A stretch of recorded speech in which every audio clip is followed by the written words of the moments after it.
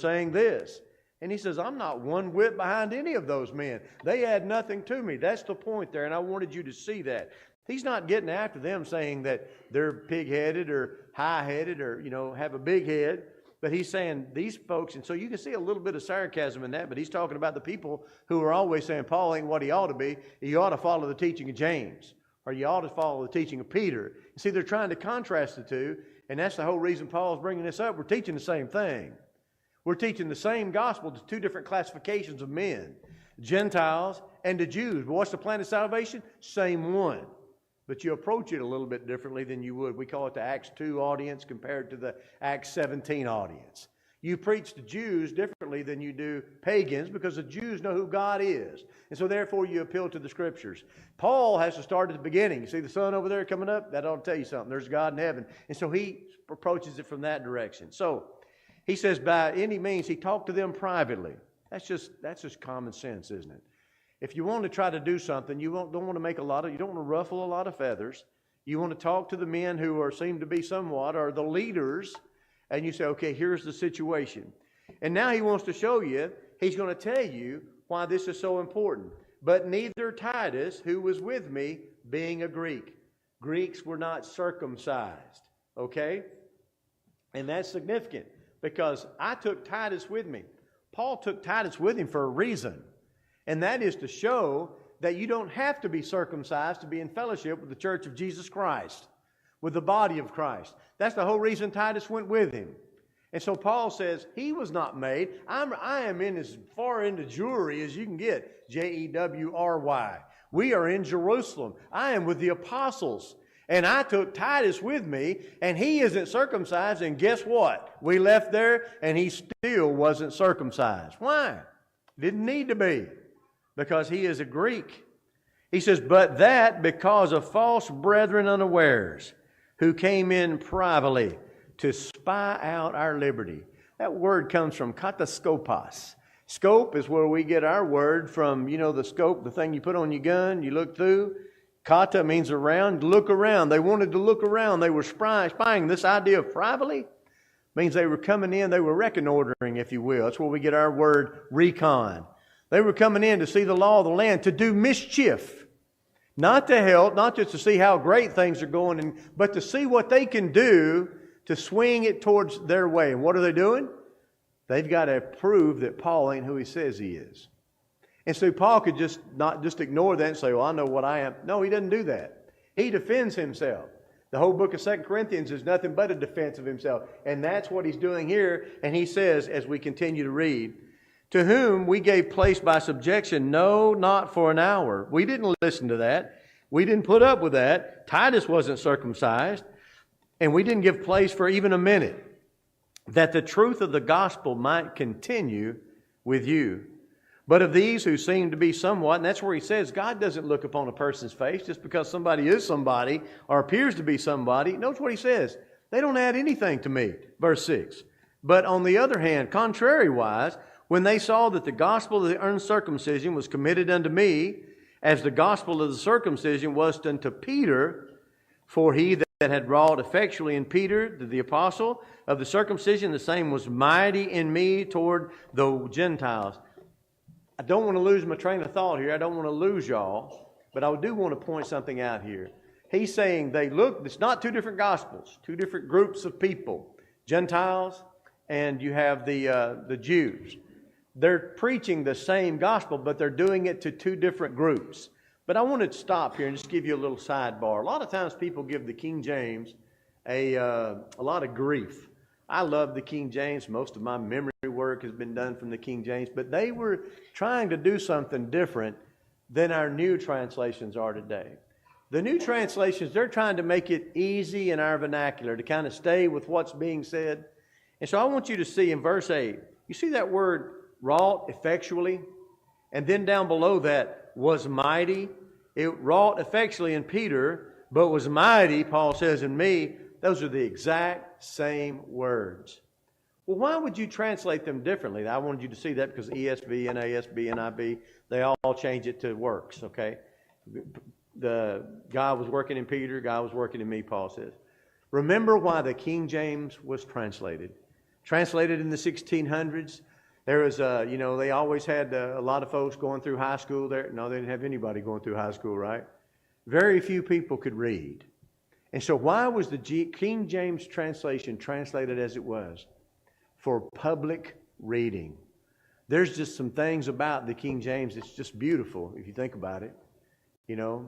Our Father who art in heaven, hallowed be thy name. You think of the various things that just come to mind. The Lord is my shepherd. I shall not want. It's beautiful. And what they would do here, they're using this for an effect, if you will. What wrought effectually in Peter. Well, God's not working any differently in Peter than He is in Paul. But it's for the public reading of it. That's why you will see the difference there. And so please, sometimes before you get too mad at the King James Version, think about why it was written. But now notice this. We're both having a great work. Peter's working with the Jews, converting a lot of folks. I'm working with the Gentiles, converting a lot of folks. It's a great thing. Now notice he's going to, this third line here, endorsed by these apostles. Here we go. When James, Cephas, and John, woo, that's the trifecta right there now. Them three big dogs, if you will, because they seem to be somewhat, right? I want you to think about this for a moment.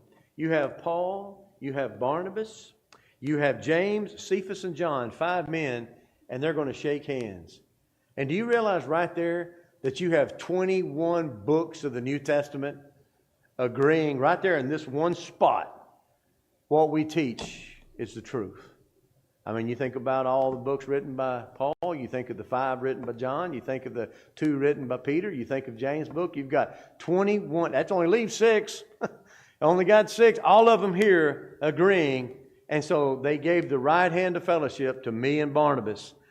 Notice that we should go into the heathen and they unto the circumcision. Now, brethren, when you see that word heathen, Paul's not being ugly towards Gentiles. That's just simply what we were called. In the Hebrew, we would be called goys. Nothing offensive. That's just like, I heard a comedian the other day. I thought it was so funny. He was saying, there's a lot of Mexicans that live around me. And he says, and people kind of look, he says, I'm not being prejudiced. They're from Mexico. You know what we call people from Mexico? They're Mexicans. Just like people from America, what do we call them? Americans. We're not being disrespectful. Sometimes you'll see them referred to as Hellenists. Sometimes as Gentiles. As Gentiles, it simply means you're not a Jew. As heathen, it means one that doesn't speak, Greek all the time. But they unto the circumcision. Verse 10. Only they would that we should remember the poor, the same which also I was forward to do. Paul had already done this. He and Barnabas, before he even started going out on his missionary journeys, Barnabas went to go get Paul, and they taught for a whole year at Antioch, and the first thing they did together was go to Jerusalem to give some benevolent money. That's the first thing Paul ever did. And so he brings out the point, because you can imagine them saying that, well, he's just not even benevolent. He's given up his own people. He's going to the Gentiles. He doesn't, and they would use that as an argument. And that's one of the things you see brought out in the Corinthian letter big time, was the fact they were trying to say that Paul didn't love his people, that he had just forsaken them. Not so. Notice he says, the same which I was also forward to do. Now his fourth line of reasoning, and probably the most powerful. Peter, the apostle, always listed first. The preeminent one, the spokesman, if you will, for the college of apostles, right? Notice Paul is going to rebuke Peter. And think about all the things that he has to say in regards to that. This is the chart sermon that you're supposed to have, and I'm supposed to be showing you right now. But guess what? I didn't put it on the flash drive. We faced false brethren, and now we're dealing with the gospel being formidable. Paul says, I'm equal to all the apostles. It's endorsed by the apostles. And not only that, but I'm encouraged by them. But notice he's going to get after Peter. He's going to get after Peter. And why is that? But when Peter was come to Antioch, where Paul preaches, where he's been, I withstood him to the face because he was to be blamed. Now, it is true that he could have took Peter over to a corner somewhere and said, now, Peter, you ought not be doing that. But he didn't do that. He did it publicly. And why do you think he did it publicly? Because it was a very public thing which Peter had done. But what had Peter done? Well, before, notice that in verse 12, certain of James, came down.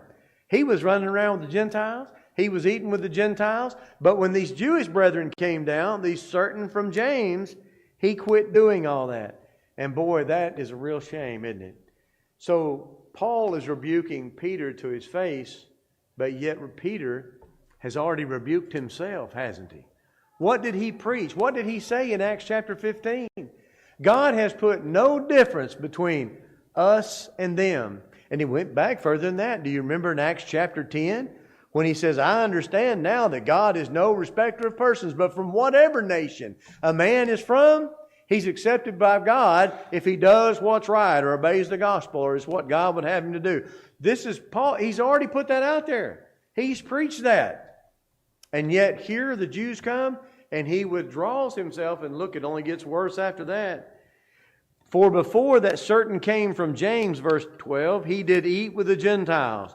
But then when they were come, he withdrew and separated himself, fearing them which were of the circumcision.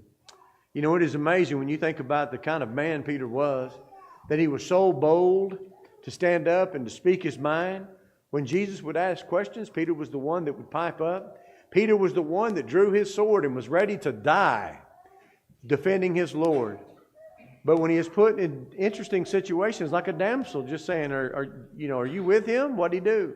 We know he denied the Lord 3 times. And here, a situation where he could have had so much good, he was fearful. What was he afraid of? Losing his status with the church at Jerusalem.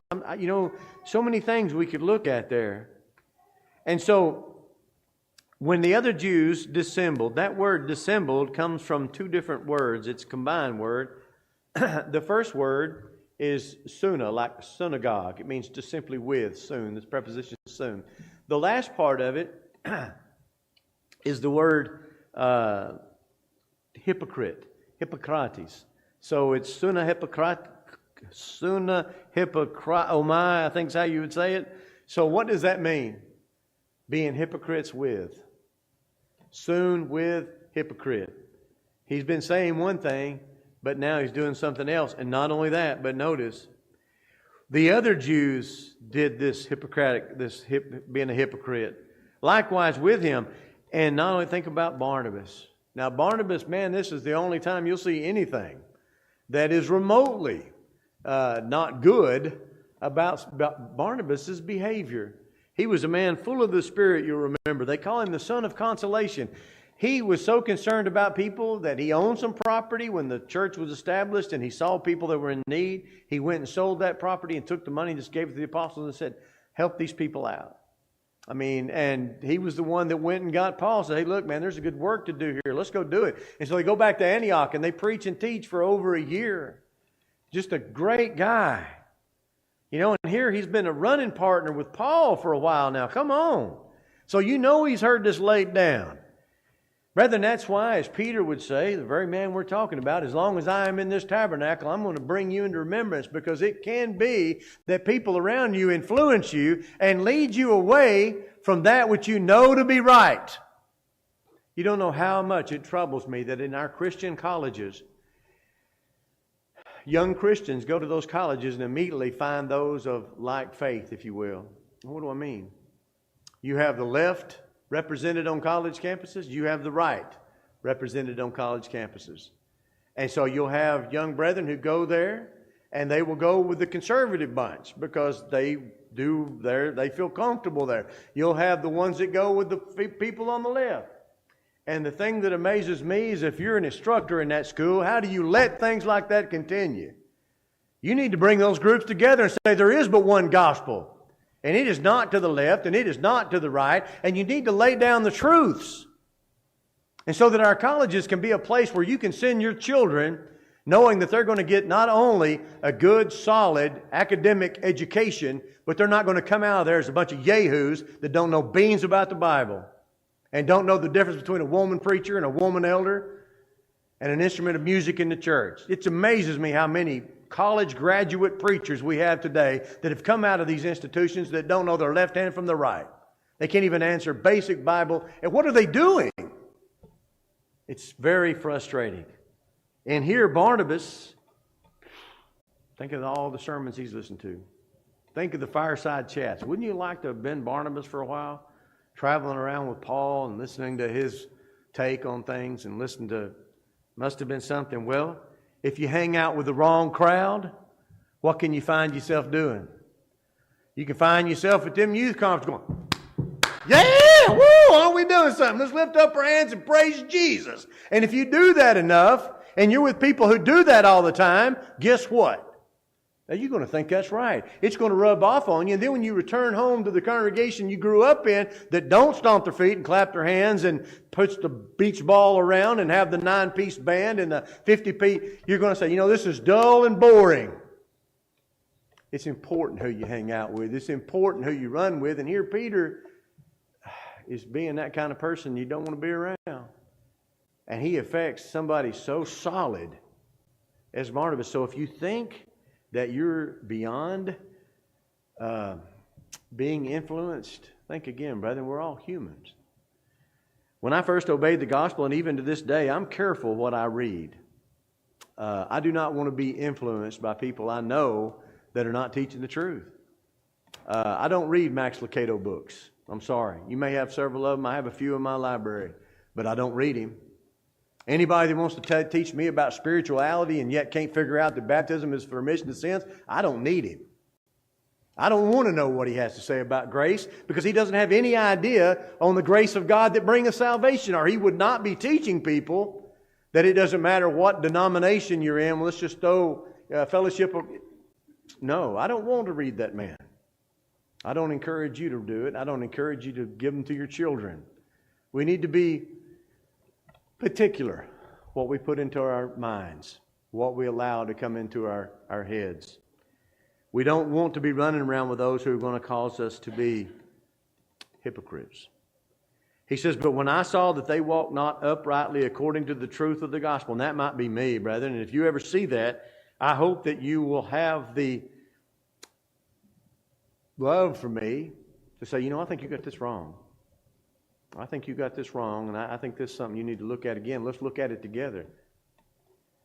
He said, I saw they weren't walking uprightly toward the truth of the gospel. I said unto Peter before them all, if thou, being a Jew, livest after the manner of the Gentiles, and do and not as do the Jews, why compellest? This word compel means to force, to press, to really say, this is what you ought to be doing. Why are you doing that? He says, we who are Jews by nature. He's not talking about what he's talking about there. They were born Jews. They didn't proselyte. That's how they grew up. He says, this is the way we were raised, and not sinners of the Gentiles. In other words, we knew better. We had the oracles of God, knowing that a man is not justified by the works. The one thing that we figured out in this, Peter, or you need to remember, is that we figured out you're not saved by the law. The law was a temporary thing. It was just to bring us to the faith. It was the pedagogos, if you will, the school bus driver, to bring us to the new covenant whereby the blood of Jesus Christ cleanses our sins. Not the blood of bulls and goats, not being circumcised, not keeping the Sabbath, not keeping the feast days, not those works of the law. They do not save. Peter, we ought to know that. Of everybody. Peter, you and I ought to know that. We were born into this. And we have repented of that. We have followed what God said do. And yet here you are telling the Gentiles, well, you know what? That's right. You need to go back and you need to obey the old law. No, Peter, not that. Knowing that a man is not justified by the works of the law, but by the faith of Jesus Christ. Even we have believed in Jesus Christ that we might be justified by the faith of Christ and not by the works of the law. For by the works of the law shall no flesh be justified. You cannot work your way to heaven. Under the old covenant, you could not work your way to heaven. You couldn't totally fulfill. That was the problem with the law. Notice verse 17. But if while we seek to be justified by Christ, just as if I'd never sinned, follow Christ, we ourselves are also found sinners. Is therefore Christ the minister of sin? God forbid. Jesus didn't do this. For if I build again the things that I have destroyed, what did he say? The old law has been nailed to the cross. It's done away with. Romans chapter 7, you can't be married to two laws at one time. You've got to put away that law so that you can have the new law. He says if we bring that back, what have we done? For if I build again the things which I destroyed, I make myself a transgressor. Peter, that's what you're doing. You're making yourself a transgressor. Why are you doing that? What's happening? You're trying to bind on things that God has not bound on men. He says, for I through the law am dead to the law that I might live unto God. And then the song that we love to sing, isn't that amazing? It's a beautiful song, isn't it? I love to sing it. I am crucified with Christ. We sing that song, we're so happy. That's a camp song, woo, we lay it down. And think about it. That comes, verse 20, as a result of this thing going on with Peter, where Peter is not living like he should be. A lot of times, there's one song that we sing, brethren, it comes straight out of the book of Lamentations. It's, chapter 2, I think, verse 22 through 24. It's beautiful. And you sing that song, you're like, woo, this is great. That's the book of Lamentations. It's a crying. It is, it's sad. And that's what's going on here. The issue is Peter is doing something he ought not be doing. He indicts him, say, you're even teaching against what you taught in Acts 15 and Acts 10. And not only that, but you have influenced even good old Barnabas over here. You're just absolutely inconsistent with what you should be doing. I am crucified with the Christ, nevertheless I live. Yet not I, but Christ liveth in me. We're not looking for that old law anymore. And the life which I now live in the flesh, I live by the faith of the Son of God who loved me and gave himself for me.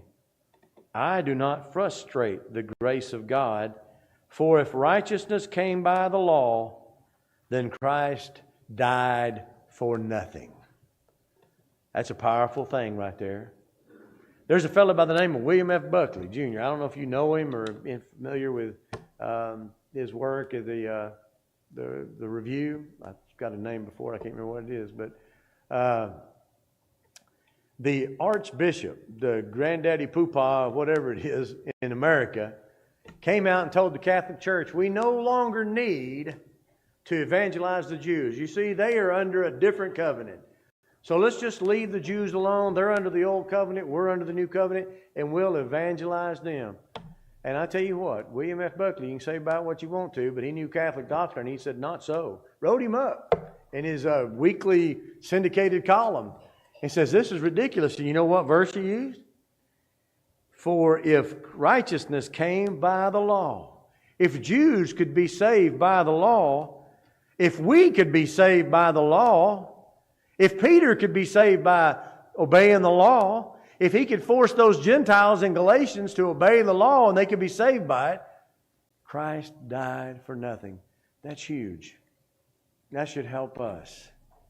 And even our Sabbatarian friends who want to bring in the Sabbath and the various qualities of the Old Testament, you see, the old law was nailed to the cross, abrogated, put away, done away with. They couldn't live up to it. Think about what Peter said. Why do we want to burden these Gentiles with something we couldn't do? And of course, that's the argument. Christ died in vain if we think we can be saved by the law. So look, the one place, while you've got your book there open in Galatians, look at chapter 5 there. And that's wrong. No, it's not. Chapter 5, verse 4. Christ is become of no effect unto you, whosoever of you are justified by the law. You are fallen from grace. So what's he telling the Galatian Christians? If you want to follow what these Judaizing teachers are teaching you, and you want to follow after the law, you have fallen from grace. Peter, you're falling from grace. You're trying to preach this. Step back from it. I hope this lesson has been an encouragement to you. I hope you can see the big picture. That's the idea here that I'm trying to bring forth with the book of Galatians. It's written, it's small. It's not like the book of Romans. It's very concise. And we can look at each stage of what he's talking about before he gets to the point about the, Hagar and so forth and being saved by the Christ and being baptized now into the Christ and so forth. It's a great argument. But that's what he's spending those first 2 chapters. He's just defending his apostleship. The same thing he does in the entire book of 2 Corinthians. You see, he had to prove that what he had to say was right, and now he's fixing to get to what he's going to say. And it should convince the Galatian brethren, hey, look, You know, we don't need to be listening to these guys that are coming in trying to say Paul isn't who he is. If you're here tonight and you're not a New Testament Christian, I'm pretty familiar with, I think, about everybody here. Probably all have been baptized or too young. But if it is the case that in times past you've left or you found yourself, I'm going to tell you something. Barnabas, Peter, sometimes we may find ourselves in a situation where we're not what we ought to be. And I'm telling you something, if them two men right there could not be what they ought to be, it can happen to me and you. Soul's reflection. We need to examine ourselves from time to time. Let me be an encouragement to you. If you need the prayers of the church, anything of that nature, you be sure and let folks know. If it's something of a public nature, then by all means something of a public confession. But if not, just say a little prayer while we're singing this song together. Let us all leave here tonight knowing that as we part those doors, if the Lord comes back, we're like, yes, we're done. It's over, man. Home free. But if you can't say that, you walk out them doors, you see Jesus, you're going, oh no. You need to make that right. If we can help you at all, would you come? As together we stand and sing.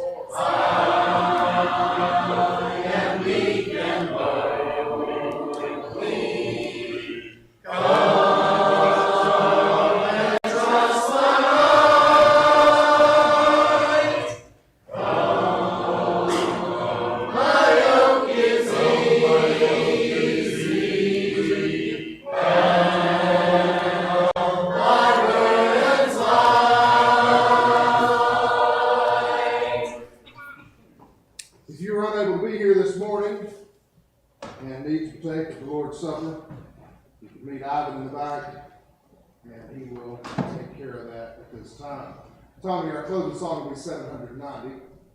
We'll sing the first verse and then be dismissed. There again, don't forget, singing Friday night. And then Thursday night, Cliff Goodwin. It will be here for, I think that's a wrap on our summer series, which has been an absolute wonderful thing. If you haven't been here, you missed some very talented speakers. And even two of our own. So we'll sing the first verse. Do what? We just found it interesting that you separated us, that's all. Separated who? So we had talented speakers, and then we had two of our own. Well, you know what? It was supposed to be we had two of our own talented men. There you go. Come on. Work with me. Good save. Tomato. Since the love of God is shed, priceless blessings on my head, I have made it my own. I will hide it in my heart, that it never may depart. It shall rule there alone. The love of God within the heart, with kindness and warmth impart, the soul will glow like Jesus in His tender mercy. If the heart is made His dwelling place, the love of God grows like a flame, eternally. It is the same. The love of God will never fail or lose its glory till we see Him face to face.